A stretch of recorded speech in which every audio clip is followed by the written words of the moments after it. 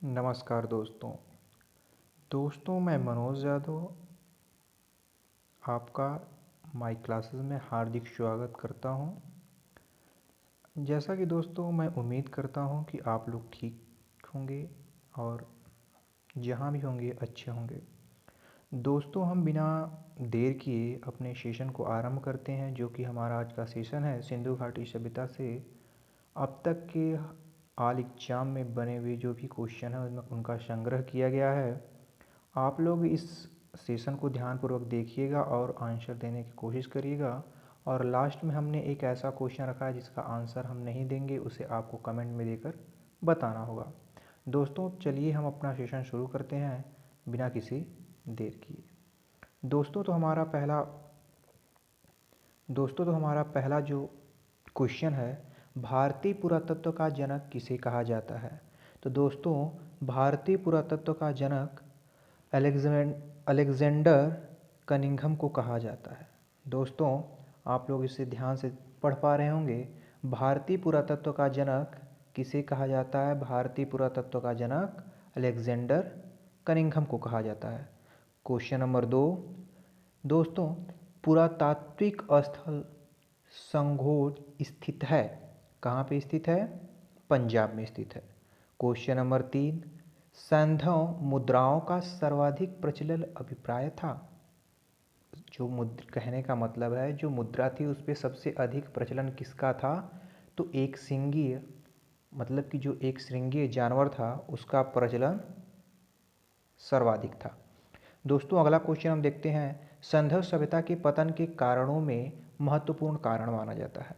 तो दोस्तों सिंधु घाटी सभ्यता का तो हम लोग पढ़ते हैं कि बहुत सारे कारण थे, जैसे कि बाढ़ हुई, ऐसे बहुत सारे कारण पढ़ते हैं। लेकिन जो इसका वास्तविक अभी तक सबसे ज़्यादा प्रमाणित जो माना गया है सिंधु घाटी सभ्यता में, उसमें आर्यों के आक्रमण के बारे में बताया जाता है कि आर्यों के आक्रमण के कारण ही सिंधु सभ्यता विलुप्त हुई थी। सिंधु सभ्यता के मापन किस गुणन भार के हैं, मतलब कि जिसका गुणन भार किया जाता था, इसमें जो तौल के पैमाने थे कितने के थे? 16 गुणज के थे। कितने के थे? 16 गुणज के। चलते हैं क्वेश्चन नंबर आगे हम लोग पढ़ते हैं। क्वेश्चन नंबर आगे दोस्तों देखते हैं, सिंधु सभ्यता संबंधित थी, किससे संबंधित थी? सिंधु सभ्यता के आद्य ऐतिहासिक सभ्यता युग, मतलब कि आद्य ऐतिहासिक युग से संबंधित है। आद्य ऐतिहासिक सभ्यता के नाम से भी इसे जानते हैं, क्योंकि यहाँ पे इस सभ्यता के कुछ लिखित प्रमाण तो मिले लेकिन उसे आज तक हम लोग पढ़ ना सके। ठीक है, तो इसका ऑप्शन देख लीजिएगा आप लोग ध्यान से। अगला क्वेश्चन आते हैं, सिंधु घाटी सभ्यता को जानने का स्रोत है। सिंधु घाटी सभ्यता को जानने के स्रोत हैं। सबसे पहले जानते हैं हम लोग कि सिंधु घाटी सभ्यता के बारे में हम लोग खनन के माध्यम से प्राप्त हुआ जो नगर, तो उसको हम क्या कहेंगे? जो नगरों के अवशेष हैं उन्हीं के आधार पे, अवशेष का मतलब कि जो हमें खुदाई से प्राप्त हुए वहीं तो सिंधु घाटी सभ्यता के बारे में हमें पता चली, इसलिए इसे कहते हैं नगरों के अवशेष से संबंधित है।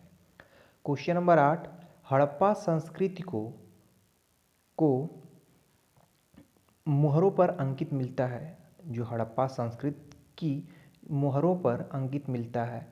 हड़प्पा सभ्यता के यहाँ से दो तरह के क्वेश्चन बनते हैं दोस्तों। पहला क्वेश्चन, हड़प्पा संस्कृति की मोहरों पर जो अंकित मिलता है वह बैल है, हाथी है, भेड़ है। कभी कभी क्वेश्चन क्या देगा कि हड़प्पा संस्कृति की मोहरों पर अंकित नहीं मिलता है। तो तीन जो बैल, हाथी, भेड़ दे दिया है, इसके अलावा एक चीता कर देगा, बकरी कर देगा, भैंसा कर देगा, ऐसे करके क्वेश्चन हमसे कभी कभी पूछ लेता है। लोग ध्यान से देख लीजिएगा बच्चे यहाँ से। दोस्तों क्वेश्चन नंबर 9 पे हम आते हैं, सिंधु सभ्यता की अधिकतर मोहरें बनी थी।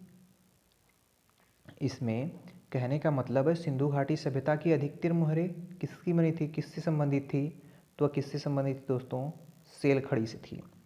अगला क्वेश्चन, सिंधु सभ्यता के लोग विश्वास करते थे। सिंधु सभ्यता के लोग मात्र शक्ति में विश्वास करते थे। चलते हैं हम लोग आगे देखते हैं।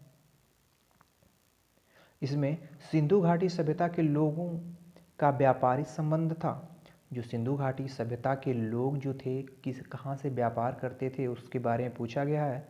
सिंधु घाटी सभ्यता के लोग सुमेरिया के साथ व्यापार करते थे, यानी कि इनका संबंध जो व्यापारिक संबंध था सुमेरियन से था।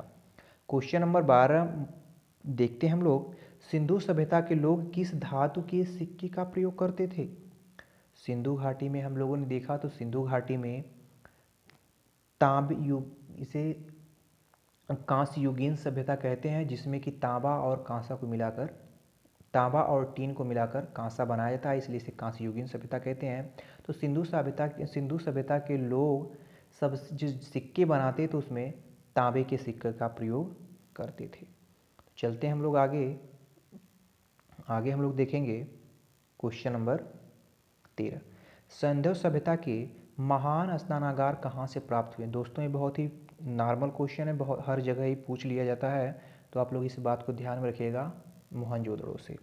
अगला क्वेश्चन, मोहनजोदड़ो की सबसे बड़ी इमारत थी। मोहनजोदड़ो की सबसे बड़ी इमारत थी, तो सबसे बड़ी इमारत दोस्तों कौन सी थी, अन्नागार थी। ठीक है, क्वेश्चन नंबर आगे चलते हैं हम लोग 15 पे, सिंधु सभ्यता के किस नगर से घरों में कुओं के अवशेष मिले हैं। सिंधु, इस बात को ध्यान रखिएगा, सिंधु सभ्यता की किस नगर से घरों में कुओं के अवशेष मिले हैं। कुएं मतलब जो पहले लोग पानी की निकासी करते थे, लोग अपने एक बीच में आंगन होता था और चारों तरफ उसके आंगन के लोग अपना घर बनाते थे, जो रहने के, जिसे रूम वगैरह हम लोग इस टाइम बोलते हैं, और बीच में कुआं लोग बनाते थे, वहाँ से पानी निकालने का लोग कार्य करते थे। तो कहाँ से मिला है, मोहनजोदड़ो से। क्वेश्चन नंबर 16 देखते हैं, मोहनजोदड़ो की प्रसिद्ध पशुपति मुहर पर देवता किन पशुओं से घिरा होता था। देखिए क्वेश्चन यहाँ से बहुत घुमा फिरा क्वेश्चन पूछता था, जहाँ पे उनके पशुपति जो देवता थे, उनकी जो आसपास जो बैठे थे, चीता, गैंडा, भैंसा, हाथी। तो ऐसे पूछ देगा, तो इसमें पूछ देगा कभी कभी कौन नहीं बैठा था, इसमें से 3 उठा के डाल देगा और एक अलग कोई कर देगा। तो यहाँ पे इस बात को बहुत गौर से पढ़िएगा और इसे ध्यान दीजिएगा। चलते हैं दोस्तों आगे हम लोग क्वेश्चन नंबर 17 पे आते हैं और 17 क्वेश्चन को पढ़ने की कोशिश करते हैं। हड़प्पा संस्कृति के किस स्थल से कब्रिस्तान के प्रमाण नहीं मिले। हड़प्पा संस्कृति के किस स्थल से कब्रिस्तान के प्रमाण में नहीं मिले। तो दोस्तों मोहनजोदड़ो एक ऐसा शहर माना जाता है उसका, हड़प्पा कालीन का, कि जिसमें कब्रिस्तान के साक्ष्य प्राप्त नहीं। वो कौन सा है, मोहनजोदड़ो है। अगला क्वेश्चन, मोहनजोदड़ो कहाँ पे स्थित है। मोहनजोदड़ो सिंध पाकिस्तान में स्थित है। अगला क्वेश्चन, कांसे की नर्तकी की मूर्ति उत्खनन द्वारा प्राप्त हुई थी। कांसे की जो मूर्ति है कहाँ से प्राप्त हुई थी दोस्तों, मोहनजोदड़ो से प्राप्त हुई थी। चलते हैं आगे हम लोग क्वेश्चन नंबर 20 को देखते हैं। सिंधु घाटी सभ्यता का पत्तन नगर था। सिंधु घाटी सभ्यता का पत्तन नगर, जो व्यापारिक नगर हम लोग कह सकते हो, कौन सा था, लोथल, बंदरगाह वाला। चलते हैं दोस्तों आगे हम लोग देखते हैं क्वेश्चन नंबर 21 में, किस हड़प्पी स्थल से चावल के साक्ष्य प्राप्त हुए। दोस्तों इस क्वेश्चन को बहुत ध्यान से देखिएगा। क्वेश्चन यूपीएससी प्रीलिम्स में पूछा गया है, क्वेश्चन वहीं से लिया गया है, इसे ध्यान से देखिएगा।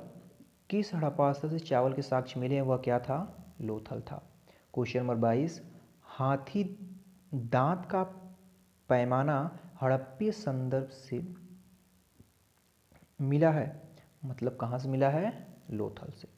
क्वेश्चन नंबर 23, हड़प्पा सभ्यता का कौन सा स्थल 3 भागों में विभाजित था। एक दोस्तों करंट का भी क्वेश्चन बन जाएगा, क्योंकि विश्व धरोहर में इसे शामिल किया गया है धौलावीरा, जो कहाँ भी स्थित है, गुजरात में स्थित है। चलते हैं आगे हम लोग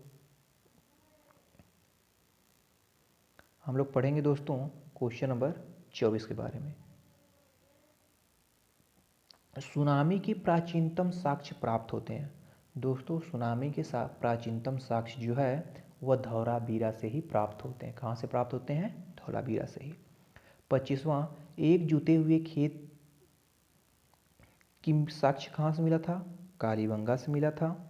सिंधु सभ्यता का कौन सा शहर जल प्रबंधन के लिए जाना जाता है। दोस्तों सिंधु घाटी की जो सिंधु सभ्यता है वहाँ पे जल प्रबंधन के नाम से जाना जाता है। कौन है वो? धौलावीरा। यहाँ से 16 जल प्रबंधन के प्रमाण मिले हैं, मतलब कि 16 तालाब। उसके बाद क्वेश्चन नंबर 27 है, घोड़े की हड्डियों के साक्ष्य कहाँ से प्राप्त हुए? तो दोस्तों घोड़े की हड्डियों के साक्ष्य सुतकोटदा से प्राप्त हुए। इसे देख लीजिएगा ध्यान से आप लोग। चलते हैं आगे, हम लोग पढ़ते हैं आगे क्वेश्चन। आगे क्वेश्चन है, हड़प्पा कालीन ताम्र रथ प्राप्त हुआ, यानी कि जो तांबे का बना हुआ रथ है वह कहाँ से प्राप्त हुआ? तो दोस्तों दैमाबाद से प्राप्त हुआ। 29 क्वेश्चन, भारत का सबसे बड़ा हड़प्पा पुरास्थल है। भारत का सबसे बड़ा हड़प्पा पुरास्थल है तो वह दोस्तों हैं राखीगढ़ी। ध्यान से देखिएगा। चलते हैं आगे, हम लोग पढ़ते हैं क्वेश्चन नंबर 30। सिंधु सभ्यता शब्द का प्रयोग सर्वप्रथम किसके द्वारा किया गया था? सिंधु सभ्यता शब्द का प्रयोग सबसे पहले जॉन मार्शल ने किया था। आगे आते हैं हम आगे, हड़प्पा के किस स्थान से पक्की मिट्टी का हल मिला है? दोस्तों ये भी क्वेश्चन काफ़ी इंपॉर्टेंट है, इसको ध्यान से देखिएगा आप लोग। अब एक बात बताइए, यहाँ से हम लोग इसे याद करने की कोशिश करें तो हल बना था मिट्टी का, उसको क्या किया गया? पहले बनाया गया मिट्टी से, उसके बाद इसको पकाया गया। तभी तो यानी कि जो मिट्टी का हल हम लोग पहले क्या होंगे क्या किए होंगे? हम लोग पहले उसे बनाए होंगे, इसलिए जो मिट्टी का हल कहाँ से प्राप्त हुआ? बनावली से। दोस्तों याद कर लीजिएगा। चलते हैं आगे, हम लोग क्वेश्चन को आगे पढ़ते हैं। क्वेश्चन नंबर 32 को देखते हैं, रंगपुर जहां हड़प्पा की समकालीन सभ्यता थी। रंगपुर हड़प्पा के समकालीन सभ्यता थी, तो रंगपुर कहाँ पे स्थित है? दोस्तों रंगपुर कहाँ पे स्थित है? सौराष्ट्र में। आते हैं हम लोग आगे, किस सभ्यता स्थल से चावल उगाने का साक्ष्य सूचित हुआ है? दोस्तों इस क्वेश्चन को देखिएगा और इसे रखने की कोशिश करिएगा याद करके। किस सभ्यता से चावल उगाने के साक्ष्य सूचित हुए? वह स्थान है रंगपुर। रंगपुर कहाँ स्थित है दोस्तों? सौराष्ट्र में स्थित है। चलते हैं आगे, हम लोग देखेंगे क्वेश्चन नंबर 34 में। क्वेश्चन नंबर 34 में हम देखते हैं, हड़प्पा संस्कृति के स्थलों का सर्वाधिक संकेंद्रण किन नदी किनारे हुआ था? संकेंद्रण का मतलब कि जो सबसे बड़ा भाग है किन दो नदियों के बीच में है? तो वह दोस्तों है घग्गर और हाकरा नदी के बीच में। चलते हैं आगे हम लोग देखेंगे, हड़प्पा मोहनजोदड़ो का ह्रास कब से शुरू हुआ, यानी कि उसका जो पतन है कब से होना शुरू हो गया? तो दोस्तों वैज्ञानिकों का मानना है कि मोहनजोदड़ो का ह्रास जो है 2000 ईसा पूर्व से होना शुरू हो गया था। क्वेश्चन नंबर 36, हड़प्पा सभ्यता में पकी मिट्टी की मूर्तियों का निर्माण किस विधि द्वारा किया जाता है? दोस्तों क्वेश्चन काफ़ी अच्छे लेवल के, इस क्वेश्चन को आप लोग नोटबुक पे नोट करके इसे अच्छे से पढ़ लीजिएगा। दोस्तों क्वेश्चन बहुत, हर एक एग्ज़ाम से इस क्वेश्चन को निकाला गया, कोई भी एक ऐसा क्वेश्चन है जो कि किसी एग्ज़ाम में न पूछा गया हो। दोस्तों मेरी आपसे एक ही गुजारिश है कि आप लोग इस क्वेश्चन को ध्यान से पढ़िएगा और एग्ज़ाम में काफ़ी आप लोगों के हेल्पफुल होने वाला है, इसे आप लोग ध्यान से देखिएगा। चलते हैं हम लोग आगे, तो इसमें पूछा है कि जो मूर्ति बनाने की विधि थी उसे किस विधि से बनाया जाता था? वह विधि है चिकोटी पद्धति द्वारा। चलते हैं आगे, 37 क्वेश्चन पे, हड़प्पा संस्कृति में किस प्रकार की मोहरें सर्वाधिक लोकप्रिय थी? हड़प्पा सभ्यता से हर तरह की मोहरें प्राप्त हुई, हर आकार के, मतलब गोल है और फिर क्या है, चौकोर है, त्रिभुज है, बगैर आकार की भी है। तो ऐसे सारे बहुत सारे प्राप्त, लेकिन सबसे अधिक प्रचलित थी वह चौकोर पद्धति थी, मानी जाती थी। आगे चलते हम लोग, सिंधु घाटी के लोग पूजा करते थे। सिंधु घाटी के लोग पशुपति की पूजा करते थे। चलते हम आगे, हड़प्पा में मिट्टी के बर्तनों पर सामान्य किस रंग का प्रयोग करते थे? दोस्तों जो हड़प्पा कालीन लोग थे, जो भी मिट्टी के बर्तन बनाने के बाद पकाते थे उस पर किस रंग का प्रयोग करते थे? लाल रंग का प्रयोग करते थे। चलते हैं आगे। भारत में रेशम का प्राचीनतम साक्ष्य प्राप्त होता है। भारत में रेशम का प्राचीनतम साक्ष्य प्राप्त होता है दोस्तों, कहाँ से? नेवासा से प्राप्त होता है। चलते हैं हम लोग आगे। अदरक का प्राचीनतम साक्ष्य प्राप्त हुआ कहाँ से दोस्तों? हरियाणा से। पत्थरों को पालिश करने का साक्ष्य प्राप्त हुआ कहाँ से? धौलावीरा से। दोस्तों एक एक क्वेश्चन इंपॉर्टेंट है एग्जाम के दृष्टिकोण से। चलते आते हैं। बालाकोट प्रचलित था। दोस्तों बालाकोट जो है बलूचिस्तान में स्थित है, यहाँ से हम लोग व्यापार करते थे। चलते हैं आगे। ये क्या एक बंदरगाह के रूप में था और हम लोगों के यहाँ कौन सा? गुजरात लोथल के था, तो यहाँ से हम लोग व्यापार के तौर पे इसे देखते थे। चलते हैं आगे दोस्तों। चलते हैं क्वेश्चन नंबर 43 देखते हैं। अच्छा वही क्वेश्चन दोस्तों रिपीट हो गया, इसके लिए सॉरी। चलते हैं आगे हम लोग देखते हैं 44 क्वेश्चन। घरों में शौचालय का साक्ष्य मिला। जो भैया इस टाइम जैसे कि अभी हम लोग अगर थोड़ा सा 5 साल 10 साल पहले जाएं अपने, तो हम लोग देखते थे थोड़े बड़े बड़े लोग थे, उन्हें घर पे शौचालय की व्यवस्था थी। लेकिन उस टाइम भी यही साक्ष्य मिला कि जो लोग थोड़े से बड़े थे, उनके उनके 2 मंजिला उन्हीं के यहाँ भी घर मिला था, किनारे किनारे घर था, बीच में कुएं की भी व्यवस्था थी। वहाँ पे घरों में कई जगह से शौचालय की व्यवस्था मिली है। तो शौचालय की जो साक्ष्य मिले थे, वो शौचालय के साक्ष्य कहाँ से मिले दोस्तों? हड़प्पा से। कहाँ से मिले? हड़प्पा से। चलते हैं आगे हम लोग देखेंगे। वस्त्र निर्माण का पता चलता है। वस्त्र निर्माण का भारत में सर्वप्रथम पता चलता है कहाँ से? मोहनजोदड़ो से। चलते हैं आगे। शैल्य चिकित्सा की जानकारी मिलती है। शैल्य चिकित्सा की जानकारी मिलती है, तो इसके बारे में बात करें दोस्तों, तो शैल्य चिकित्सा की जानकारी हमें कालीबंगा से मिलती है, जिसमें कि एक बच्चे की खोपड़ी मिलती है जिसमें कि 6 छिद्र पाए जाते हैं, मतलब कि ऐसा ही था। चलते हैं आगे हम लोग, ठीक है। 47 में आते हैं। सिंधु घाटी सभ्यता एक थी। सिंधु घाटी सभ्यता क्या थी? एक औद्योगिक नगर थी।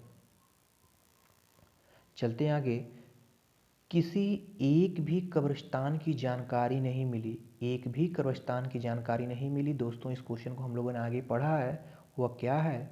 मोहनजोदड़ो है। मोहनजोदड़ो से एक भी कब्रिस्तान की जानकारी नहीं मिली। क्वेश्चन आता है क्वेश्चन नंबर 49। झूकर झांगर संस्कृति के अवशेष प्राप्त हुए।